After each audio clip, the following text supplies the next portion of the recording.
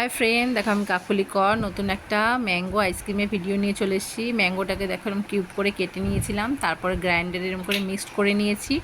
তারপর আমি এই মিক্স যেটা করেছি কিউবগুলোকে, তার মধ্যে 1 কাপ আমি রুম টেম্পারেচারে দুধ দিয়ে দিলাম, 1 কাপ আমি চিনি দিয়ে দিলাম।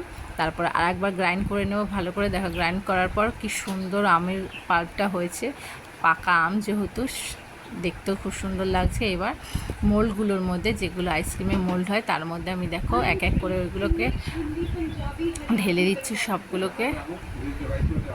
দেখো আমি এখন খাপগুলোকে বসিয়ে দিচ্ছি। এইগুলোকে 7 থেকে 8 ঘন্টার মধ্যে ডিপ ফ্রিজে রাখতে হয়, তারপরেই বার করতে হয়। আর দেখো কি সুন্দর হয়েছে, দেখতে ভালো লাগছে। আমার পুরোটাই এরকম কমপ্লিটে দেখো আমি ডিপ ফ্রিজে রেখে দিচ্ছি। আর ওভারনাইট রাখলে তো আরোই খুব ভালো হয়, কোনো অসুবিধা হয় না। দেখো তারপর এটাকে আইসক্রিম থেকে মোল্ড থেকে বার করার জন্য আমি জলে এইভাবে ভিজিয়ে রেখেছি।